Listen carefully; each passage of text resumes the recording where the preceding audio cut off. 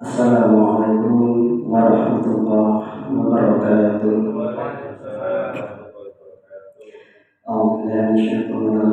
Bismillahirrahmanirrahim. Qala rabbi shrah li sadri wa yassir li amri wahlul 'uqdatam min lisani yafqahu qawli. Rabbi zidna 'ilman nafi'an warzuqna fahma. Nawwir qulubana binuril fahmi. Subhanaka la ilma lana illa ma 'allamtana innaka antal alimul hakim. Shadaqallahul azim. Para ibu yang dimuliakan Allah, salat zuhur berjamaah. Ada satu hadis yang sangat pendek sekali, di mana hadis ini ya ada yang mendukung juga ada yang menolak karena statusnya. Mereka yang menolak karena dari sisi kesolehan hadis itu, hadis ini dinilai lemah dan juga kelemahannya itu pada periwayatnya itu perawinya sekaligus dua orang, maka oleh mereka itu tidak layak dipakai dan statusnya adalah dhaif. Namun demikian, hadis dhaif itu tidak mesti ditinggalkan, bisa diterapkan. Nah, kalau bunyinya itu hanya ada dua kata. An Abi Hurairah radhiyallahu anhu qala Rasulullah sallallahu alaihi wasallam sumu tasihhu. Sumu tasihhu. Berpuasalah kalian, tasihhu, niscaya kalian akan sehat. Jadi kalimatnya ini kalimat bersyarat. Seakan-akan berkata bahwa jika engkau ingin sehat maka berpuasalah. Itu. Nah, hadis ini dikeluarkan oleh At-Tabrani. Nah, periwayatan hadis ini ada 5 orang. Ada jalur melalui Abu Hurairah, juga ada jalur melalui Sayyidina Ali. Nah, secara periwayatan hadis ini memang lemah, namun matan hadis ini atau substansi daripada hadis ini itu tidak bertentangan dengan manfaat ibadah. Sama sekali tidak bertentangan dengan manfaat ibadah, yaitu meraih kesehatan spiritual dan fisik, serta tidak bertentangan dengan ilmu pengetahuan kedokteran. Jadi makanya para ilmuwan ini tertarik, banyak yang tertarik dengan hadis ini yang sangat singkat. Sumu tasihhu. Jadi berbagai riset kesehatan yang menyimpulkan bahwa ibadah puasa dapat meningkatkan sistem kekebalan tubuh atau imunitas. Nah, di sini ada 5 dari hasil riset para ilmuwan di bidang kedokteran. Namun pada kali ini saya hanya menyampaikan satu saja. Kalau kita melihat hadis tadi, sumu tasihhu, hadis ini berbicara tentang manfaat, berbicara tentang faedah, tidak berbicara tentang proses berpuasa. Nah, manfaatnya yang satu dari yang 5 adalah proses autofagi dan proses autolisis. Nah, ini bahasa kedokteran. Tadi beliau itu hanya pinjem untuk disampaikan bahwa dari puasa itu ada manfaatnya, dan dari hasil penelitian beliau itu disebut dengan autofagi dan autolisis. Nah, hadis di atas telah memberikan perhatian kepada para ilmuwan.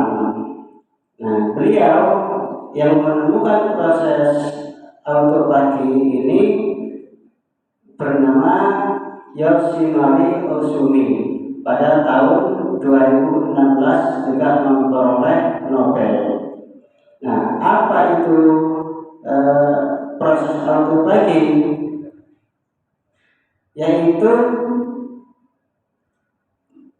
ketika tubuh seorang lapar, maka sel-sel yang ada di dalam tubuh itu juga akan merasakan lapar. Itu selama berapa lama? Ya, sesudah 8 jam. Kalau kita makannya tadi pagi atau sahur itu jam 4, maka sekarang jam 12 ini sudah habis. Dari tadi kita belum lapar, masih makanan itu masih ada di lambung, masih dalam proses. Nah, sekarang sudah habis, sudah mulai kelihatan yang lemas, mulai ngantuk, itu sudah habis itu. Lemas, gemeteran, tidur, ngantuk, itu sudah habis. Nah, cuma kenapa kita kok nggak cari makan? Karena sistem di saraf keras sudah dikunci dengan yang namanya puasa. Sudah dikunci, tidak akan mencari. Beda kalau di luar bulan Ramadan ataupun ketika kita sedang berpuasa sunnah. Nah, baru kunci sedikit sudah langsung cari warung, pikiran langsung terarah ke kantin. Itu langsung terarah makanan itu diisi lagi. Nah, kalau tidak diisi dengan cara berpuasa lapar, maka ada kerja lain di dalam sel itu, protein sel itu akan membentuk protein baru. Itu yang berfungsi apa? Sel memakan sel lain yang ditengarai atau terindikasi sel tersebut itu sudah daya kerjanya menurun atau rusak atau yang disebut sel mati. Itu yang akan dimakan oleh sel yang masih sehat. Nah, kalau kita lapar, sel kita itu juga gundah. Jadi tidak hanya perut kita, lambung kita yang gundah. Nah, itu begitu. Apa sel itu? Kalau kita merujuk dari tubuh, maka tubuh itu tersusun dari berbagai macam organ. Kemudian bukan organ, anggota tubuh itu, anggota tubuh apa namanya? Organ lengan, organ jantung, terdiri dari organ. Kemudian organ itu tersusun dari otot. Nah, ini sudah generasi ketiga. Otot tersusun dari miliaran sel. Nah, ini di generasi keempat. Terus semakin ke dalam ada kromosom, ada nukleus. Ini bahasanya rata-rata angel, bahasa kedokteran. Nah, kita ini di generasi ketiga, sel. Nah, di situ. Nah, itu yang akan dimakan oleh sel-sel yang sehat. Nah, sel itu sel yang rusak kalau dibiarkan akan menjadi masalah, menjadi sampah di dalam tubuh. Karena itu harus dimakan. Dengan cara apa? Ya, dengan cara berpuasa. Kalau tidak berpuasa, ya tidak bisa. Karena proses auto pagi, auto itu sendiri ya Pak. Pagi memakan, jadi memakan sendiri. Jadi sel-sel kita yang sudah rusak, yang sudah kurang bersih itu akan dimakan. Ya kalau lemu ada penurunan berat badan seperti itu nantinya. Ya itu yang disebut apa?